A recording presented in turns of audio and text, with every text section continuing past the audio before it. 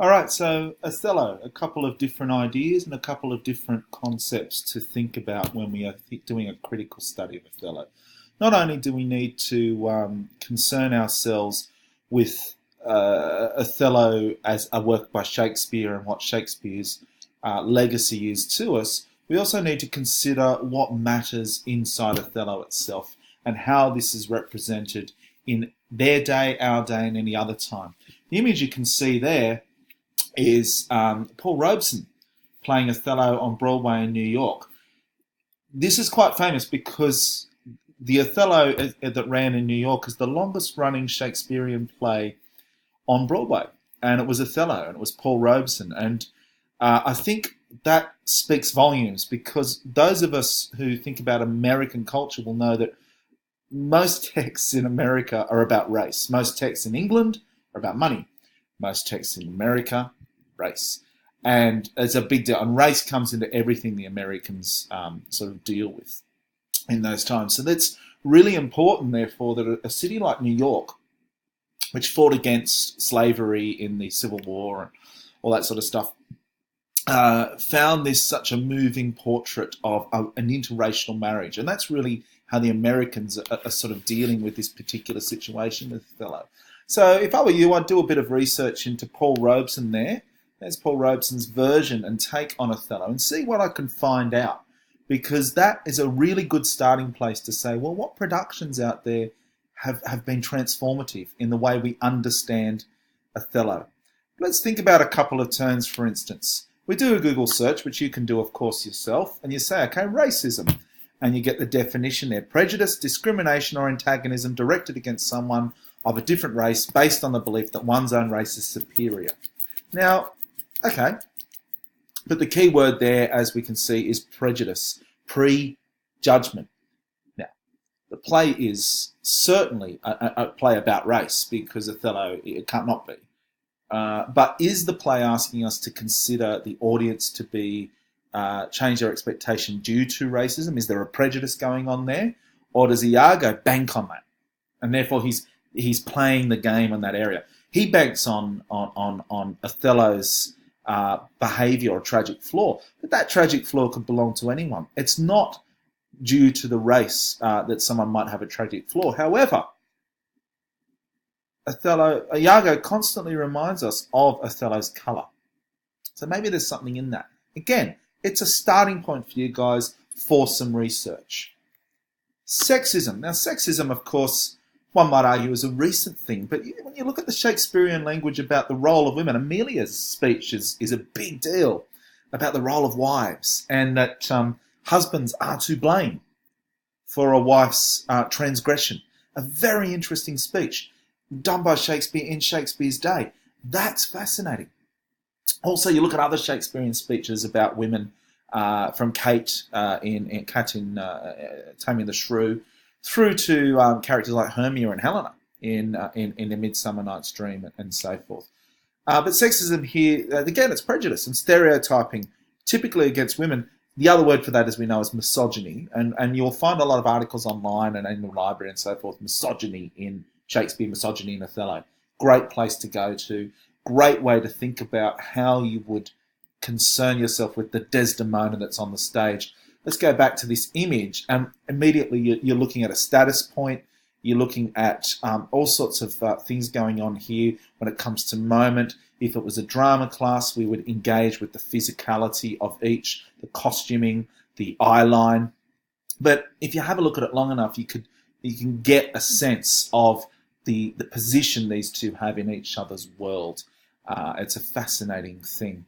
The other thing we can look at, and the other way we think about text, is we're in a post-Marxist world, in that Marx has delivered a kind of political ideology from way back when he wrote, and we've seen Marxism in different political ideals, from Russia through to the current situation with China and North Korea, through to a couple of other socialist sort of countries that fell. And those of you doing extension, you will do After the Bomb next year, and you will really engage with the idea of Marxism. We'll engage with Marxism when we come to Metropolis as well. But it's a political and economic theories that Karl Marx and Engels later developed their followers as to form the base of communism, which is People always say, oh, there's nothing wrong with communism, it's just that human frailty makes it bad. Now, what's Marxism got to do with Shakespeare? Well, in a way, Shakespeare is plays on the bourgeoisie, but those in power manipulate power to a level of corruption.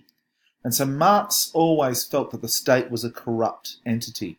And so when we look at Shakespeare, we look at corruption in the state. Othello's a general. Othello's a leader. He's perceived as massively important. Iago is after power. Marx is all about power and political power, and that's what drives people to do what they do. So think about Marxism as well philosophically in that sense. Let's have a look at a couple of quotes and remind ourselves.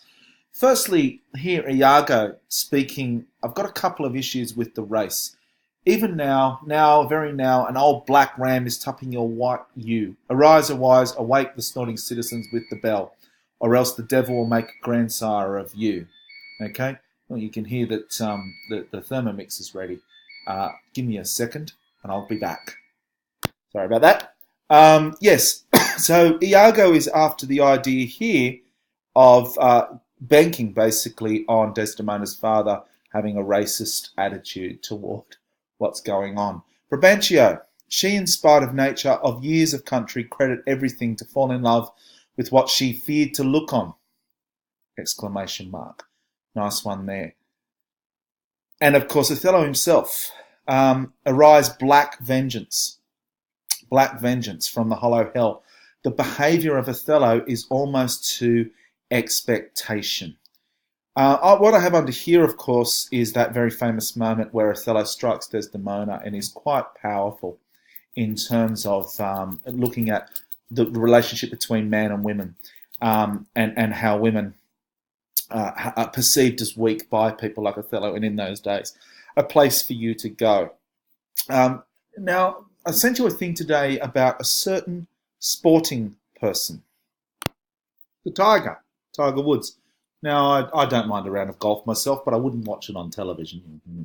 But this is a fascinating sort of moment because this guy, you guys would have been too young, but Tiger was a superstar. He was like the Don Bradman of golf. He was incredible in terms of the gap between his ability and anyone else in the game. He was miles ahead. You could pretty much guarantee if he was in an Open, he'd win. It was simple as that. Now, golf, particularly in America, is a white man's sport. It's a sport of privilege. It's a sport of cultural identity, to the point where if you think about it, a golf course takes up an awful amount of great land that can be grazed on, can be built on, water. It's very wasteful in terms of these golf courses in the middle of urban tracks. Although they do provide, the verse of that, they provide lovely green spaces. But yeah, anyway, Tiger was not white. He's Chinese stroke African American. So he was lauded for being brilliant in the white world, being able to be the best of the best in the white world. Sound familiar? Now, he's had a fall from grace, as we know, and he had a fall from grace a couple of years ago where he's had an issue with his wife and he was found to be cheating. A bit of that going on. Very Othello-like in that story. That, as we know, goes back to Othello's day. This is the human story, isn't it? He's had problems, but this is an interesting... This is why I sent you this story, because look at this quote here. How can this be the same person who refused to observe the boundaries of this white man's sport and promised a new inclusive future? That Tiger was unbeatable, and even if he was not, would never have acknowledged defeat. This Tiger, with that bleary-eyed visage, this one here, of resignation, has nowhere to go, nowhere to run, and definitely nowhere to roar. Could be Othello. Could be Othello in that exact issue of being no longer being part of society. I'm just trying to find a better place for me to sit here. I've kind of got something behind me, whatever that stuff is about Nick Kyrgios. Who's no fan of his. So it's fascinating that this is going on right now. Now, okay, not Shakespeare, it's a sport, but this is how we find a relationship of our plays to the world in which we exist. Tiger Woods is just another sporting guy who's had a fall from grace. Not an uncommon story. But they focus on race. And they give us this image, which is one, he's been arrested. It's totally unfair, and it's really uncalled for, because it's putting out there a picture of someone at their lowest moment, and this is difficult for such a person to come back from. You can be your own judge, of course. And here I am putting some news, and boom, there it is. I'm passing around to everyone else, so I'm just as guilty as the rest of you. The cruel cynics. It's interesting, this person like me has a go at everyone else. The cruel cynics are already feasting on that sorrowful countenance and harking back in joy to the statement on his website. The glorious irony of Wood, I haven't felt this good in years, and then his life falls apart. Think about Othello's final speech. Let's have a look at that. Here we are on the no fear side. It's a good side, as you can see. It has sort of language that if you do struggle with the Shakespearean, you can go to, and it's right here. You just type in Othello, boom, there it is. This isn't his final speech, sorry. The final speech is the one about what glories did I give. But this one here, look, I have a weapon, the best sword a soldier could have. I fought my way through obstacles 20 times more terrifying than you with this weapon. But, let's go on to the but. Who can control this fate? His fate. I'm not like that now. Don't be afraid. Even though you see me with a weapon, this is the end of my journey, the end of my life. Are you backing away in fear? There's no reason to be afraid. You could tap me with a feather and I'd back away. Where would Othello go? Oh, look at you, such cruel luck. You're as pale as your nightgown. When we meet on Judgment Day, that look of yours will send me to heaven, to hell. You see what the modern interpretation is doing? Is it's reminding us about Othello's distance from himself. I'm no longer Othello. And so we get, in the end, that psychoanalytical take, that sort of existential text. So I would go also to this particular section of the play and really have a good a couple of notes about that ready to go.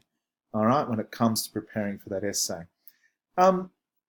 Yes, so when we sort of go over here, where should Othello go? Now, how dost thou think now, O ill-starred wench, pale as my smock, when shall we meet at Compt? This look of thine will hurl my soul from heaven, and fiends will snatch it. Cold, cold, my girl, even like chastity. Curse, curse, curse, slave, whip me, ye devils. He's referring, of course, when we get the word slave, right back to where he thinks he actually does belong, and that is not in that white world. Just like that article we had a look at.